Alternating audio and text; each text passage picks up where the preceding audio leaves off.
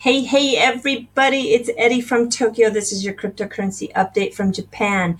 Yesterday, after I uploaded my video and went onto Twitter, I was reading my timeline and I saw this one from somebody in Australia who said, "We don't need more good news, we need Xrapid." Well, you're right, because finding good news and bad news is really easy every day because the space is changing so fast and there are just so many stories that are breaking every hour on the hour. The hardest part is actually deciding what to talk about. But this person has a point, and especially for those holders of the XRP token, everybody is really wanting to know, well, I want to know what is going on with the actual use of the XRP token. And so I agree. This is a big challenge for us to look at, and I focused on it today, so let's get right to it.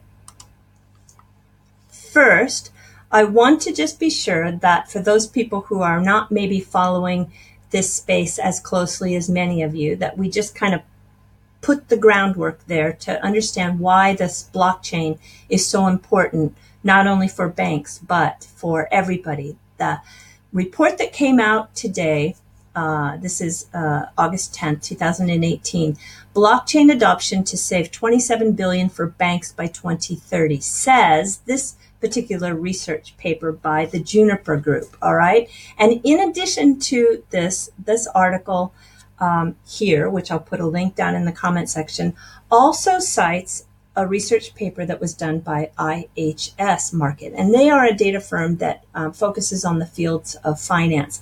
They put together a report released in July of 2018 that $2 trillion for business by 2030 will be gained from blockchain adoption. But in their report, it's not just banks and financial institutions, but also power and energy, retail, e-commerce, software, telecom, etc. So despite the slump in prices, everybody, blockchain is still growing. Okay, in March, everybody was so happy to hear that Ripple was going to do a pilot test program with one of FleetCor's companies called Cambridge Global Payments. And it was important because in this particular pilot, they were going to use the XRP, or the native digital asset of the XRP ledger, in payment flows through Xrapid. And you know, when you use the XRP native digital asset, just so everybody knows, it is the solution for on-demand liquidity. All right, so March, now it's August. I'm sure everybody's wondering, well, what's happening? Well, I was able to find an update that came out on July 9th. So Cambridge FX COO Mark Frey provides Ripple XRP partnership updates. Here is an article. It's all positive. I'm going to put the link down in the comment section because I really want to move quickly on this particular video. What he says here, he is saying that they've all been using SWIFT to make those payments around the world. And yes, that their technology is improving and new features and benefits are coming, but at a pace that is just too slow. So he is then quoted later as saying that the blockchain-based processing to include the use of the XRP Ripple's digital asset cryptocurrency, the XRP and the XRP ledger software, it works with both parts of the Xrapid and Ripple's on-demand liquidity service. So I think it's all positive. I think the test is going very well. And at the same time, there's another article that talks about the Cambridge Global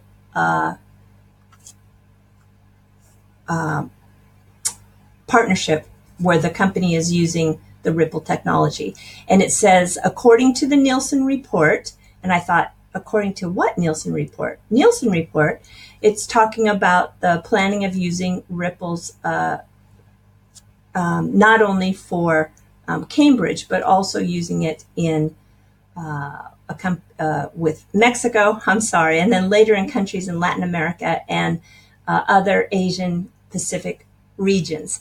So I just thought this is a great article too. The Ripple is working to expanding its blockchain, which provides B2B international money transfers, and is planning the presence in each of these countries and so on and so on. It's good. And I thought, okay, but I need to get my hands on that Nielsen report.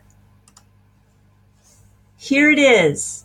And the Nielsen report is 11 pages long. It does have a feature article on page 8 that focuses on the Cambridge Global and Ripple's blockchain.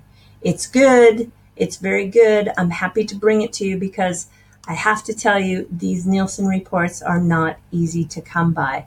So this is one that is full of information in regards to this space. So I'm positive you're going to enjoy that. And then, of course, we had the announcement that Cuallix was going to use also Ripple for its cross-border payments from US to Mexico.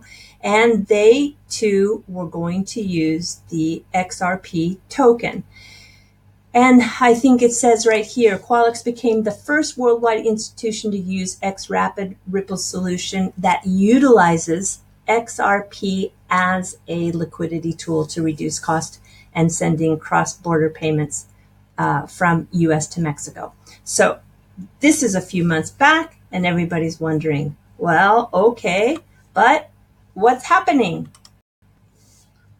Oh, voila, today, what timing, huh?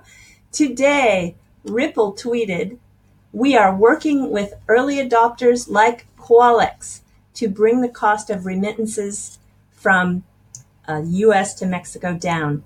The end user may not ever know that a digital asset is involved, but they're receiving their funds faster and cheaper. So what great timing. The Ripple Group is at the M2 Banking and FinTech in Latin America. Yeah, I was just like, woohoo, perfect timing. Okay, this is just kind of a reminder about the API. So API, Ripple has created, is a free one. It's an open source, and it is used in the in the transfer of money that pays in and out. You have to be able to talk to that bank and have a bank have that API that is connected to the other person on the other side of that payment. So I just wanted to make sure that you understand that the Ripple API allows users to integrate the Ripple payment system and platform into third-party projects. Okay, so that's because it leads into my next story I found. On the payments.com website, there is a B2B API tracker. This is a publication they put together for the actual industry. There's 36 pages, but it is very interesting. There is a feature story by a person, Mary Buckley. She's the head of the financial partnerships in the Americas at a company called Xero.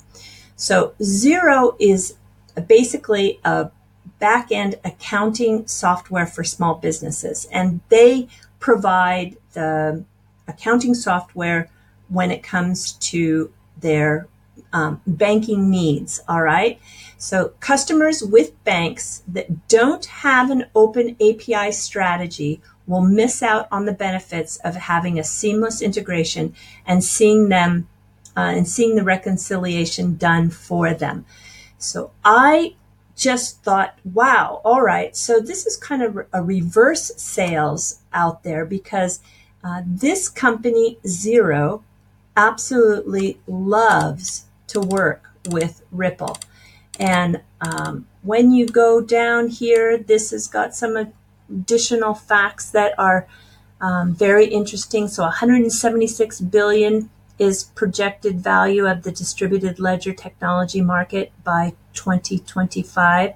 So it is a huge blue ocean and a great opportunity for anybody providing solutions in this space. So if you come down to the feature article here, you can see it's called Under the Hood. So it starts on page 8. All right. The link to this will be in the comment section. And in a nutshell, basically, many banks don't use an API. And they're missing this quick and accurate information is what she's saying. So customers that have banks that don't have an open API strategy, Mary is telling them that you are just totally missing out on a real-time view, for example, of your cash status. So you need to get your bank moving towards using an open API. Basically, she says if you don't, you are just working with banks that are attached to legacy systems, and it's going to hurt your business. And when I found this article, this is an article with Rod Drury. He's the CEO of that software company, Xero. And he just goes on and on about how Ripple is a prime example currently of a permissioned blockchain, and on Ripple, the network owner has control over who can be the transaction validator. And the reason Ripple is created this structure is because that it wants to be the global payment network of record for the financial industry. And he just goes on and on and on about how Swift, it can't be replaced soon enough. And I just want to take you down here where it says, let me just take you to the part where he really kind of sums it up. He says, so you can see there's a promising future for the permission blockchains in the business and even government sectors. That's why, and then he says, that's why I'm professionally bullish on Ripple. This is the CEO of Xrapid talking. And disclosure, I currently own a very small amount of the XRP token. So he said, I'd love to see the new global financial software companies join Xrapid in experimenting with permissioned blockchains. So he is absolutely a Ripple fan. So while public blockchains are more exciting because they could potentially disrupt consumer apps like Facebook or Uber, in the short term, it will be permissioned blockchains that will make the biggest impact on the real world applications, and certainly anything that disrupts Swift gets a thumbs up from me. So you've got this great article in the industry publication by Mary, who works for Xrapid, and then you have these great quotes by the CEO of Xrapid of how much he believes in XRP. This is just Xero's website, and I thought, well, maybe you want to take a look at it. I'll put a link. It's just online accounting software for small businesses. And they basically, also working with the, they're working with companies who have banks that don't have APIs. And he's just saying that is just, yesteryear. It's time that you either push your bank to go to an API strategy or move. All right, and just a little good news, because about 12 hours ago, Bittrex announced that ETC and XRP are going to be on the trading platform paired with the US dollar. And it's important because Bittrex is one of the largest fiat to crypto exchanges in the United States. So congratulations to Ethereum Classic and Ripple, because now you will be paired with the dollar and you can start doing your trades that will, according to this spark some new activity for both cryptocurrencies. Okay, everybody, that's all the news. Let's get to the fluff, okay? Well, this is the start of Obon, and Obon is a time of year in the summer which happens on the lunar calendar, which was used in Japan for many years before adopting the Western calendar. And it is a time where from the 13th to the 16th, Japanese believe that their ancestors or spirits, deceased spirits, come back to the living world and visit. And in that time, Japanese go and visit the graves. They tidy up the areas. They leave new fresh flowers. They wash down the granite and they light incense. And it's a Buddhist tradition to welcome the spirits back to the living world and to have a little chat with your grandparents or your parents or your great-grandparents. So this is a tradition that happens every summer. It actually, because this is a Friday night, people are traveling back to their hometowns tonight and tomorrow. So it's a very busy traveling time in Japan and going back to their hometowns to visit the family graves. So this is just a picture of somebody who is washing the stone, which is done before you pray. And another little interesting part of the Obon festival is that some homes have a shrine in the house to the deceased ancestors, and special food or their favorite food is prepared and placed on the altar for them during the Obon season. And this is really done. This isn't just a picture, because the traditional Japanese friends I have do make a meal for their relatives at the shrine in their home. When I first came to Japan, I thought, oh, this is a little strange. I thought, wow, wasting so much food. But yeah, it's. I think now I have a different perspective on that.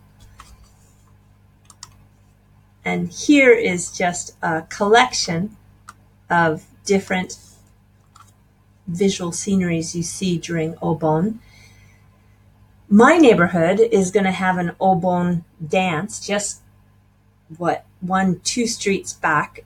It's with the neighborhood. So every neighborhood has some sort of bon odori, which is a dancing and taiko drum and some food that people cook. It happens at nighttime. People dress up in yukata, which is a summertime cotton casual kimono. And people dance, people eat, people party, people visit with their neighbors. It's a very fun celebration and social time for neighborhoods. There are some different regional area by area customs, sometimes even different dances and different songs. But for the most part, it is a time to celebrate. And there's one thing that Japanese do very well, and that is celebrate. So if you put in Obon, you can look at Google's pictures, because it really gives you a flavor at a glance through some great photographs. Okay, so I hope everybody has a really good Obon weekend. There's a chance I will do a video for you tomorrow, and sayonara for now. Bye-bye.